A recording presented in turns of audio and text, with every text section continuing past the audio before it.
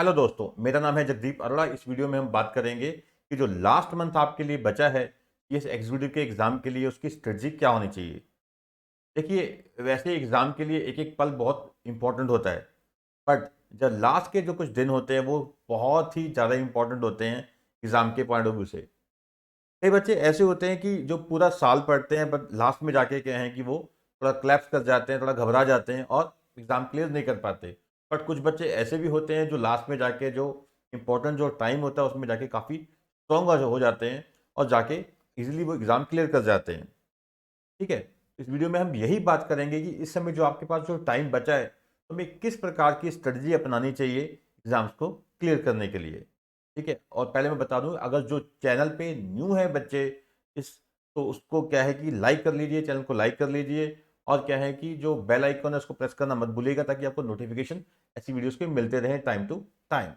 तो चलिए, तो देखिए स्ट्रेटजी जो लास्ट मंथ की होती है, उसमें हम फ़ोकस उन बच्चों पे करेंगे जिन बच्चों ने काफ़ी हद तक प्रिपरेशन कर ली है।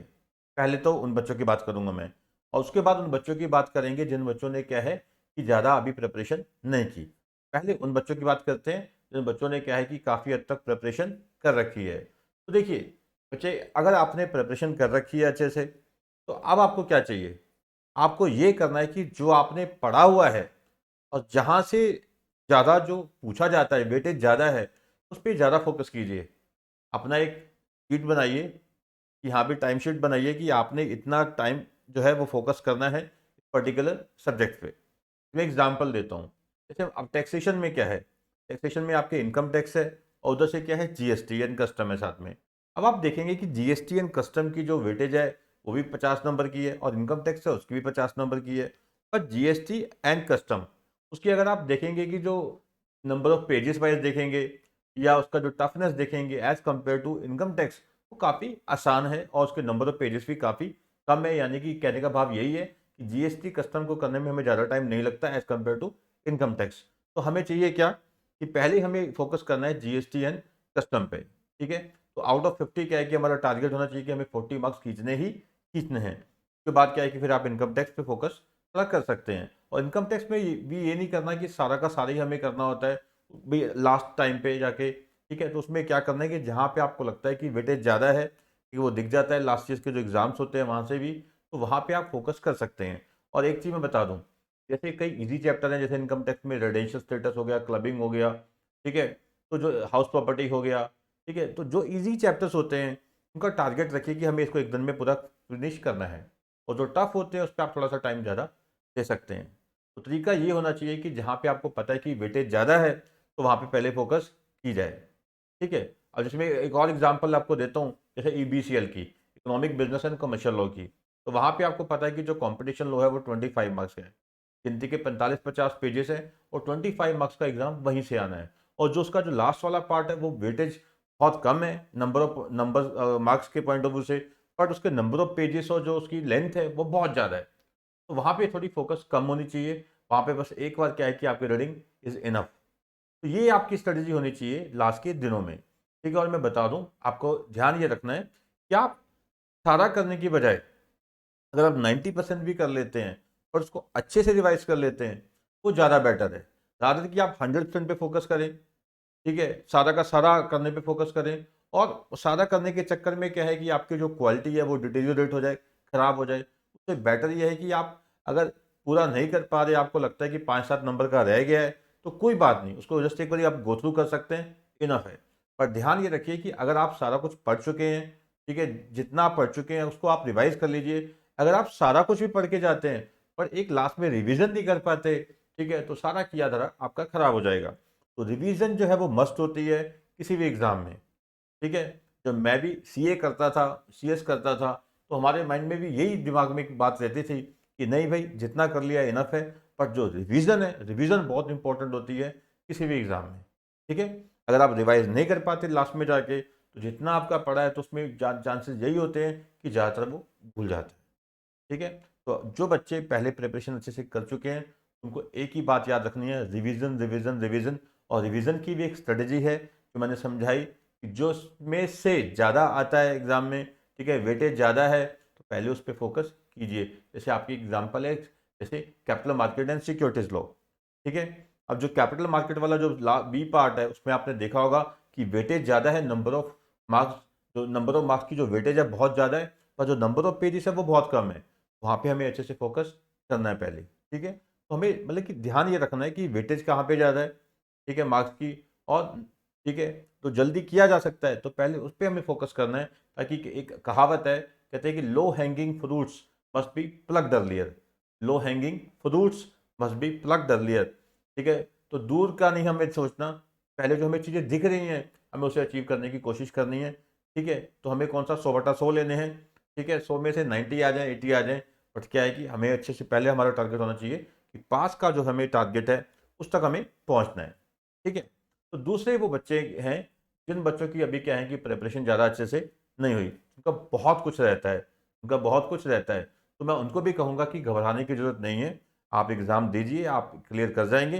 पर ये ध्यान रखिए कि आपने जो जो गोल्डन टाइम था पहले वाला वो आपने गंवा दिया है। और अभी जो आपके पास टाइम बचा है उसको अच्छे से यूटिलाइज कीजिए।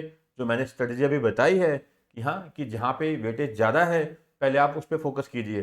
100% तो कंप्लीट करना मुश्किल है, बट हाँ, इस तरीके से कीजिए कि जैसे मैंने बताया कि जैसे इन टैक्स की एग्जाम्पल है, तो टैक्सेशन में पहले जीएसटी एंड कस्टम कीजिए। ठीक है, जहाँ आपको लगता है कि टॉपिक बहुत टफ है, ठीक है, उसको आप छोड़ सकते हैं, क्योंकि अभी टाइम ही इतना बचा है 1 महीने की, हमारे पास पूरा टाइम है जो सफिशिएंट नहीं है, बट फिर भी हमें पास होना है।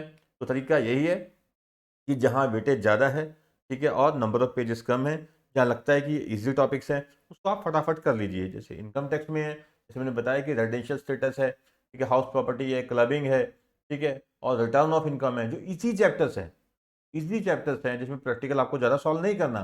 ठीक है, उसको आप फटाफट क्या रीड कर सकते हैं। तो जैसे आपके जो एमसीक्यू वाले पेपर हैं, अगर आप दोनों ग्रुप दे रहे हैं तो 3 पेपर एमसीक्यू के हैं, तो आपको चाहिए कि आप फटाफट ऊपर ऊपर से देखें, और क्या है कि उसमें से हल्का हल्का सॉल्व करके देखें, क्योंकि एमसीक्यू में बड़े क्वेश्चन तो आने नहीं। अगर टैक्सेशन है तो प्रोविजन बेसिस है, तो प्रोविजन आप सॉल्व करके देखिए, उसकी प्रोविजन को समझ के देखिए और हल्का हल्का सॉल्व करके देखिए। और जो आपका जो बी पार्ट जो आपका सेकंड ग्रुप है उसमें 2 प्रैक्टिकल को आपके हैं, एफएसएम हो गया और सीएमए हो गया। ठीक है, corporate and management accounting and financial and strategic management. तो वहाँ पे भी क्या है कि जो प्रैक्टिकल पार्ट है, ठीक है, उसमें से आप एक बार रीडिंग कीजिए और साथ में हल्का फुल्का सॉल्व करके देखिए। अगर आप बीकॉम कर चुके हैं तो फिर तो कोई ज़्यादा घबराने वाली बात नहीं है, तो फिर तो आपको क्या है कि जस्ट प्रैक्टिस प्रैक्टिस प्रैक्टिस करते जाना है। ठीक है, आप इजीली क्लियर कर जाएंगे।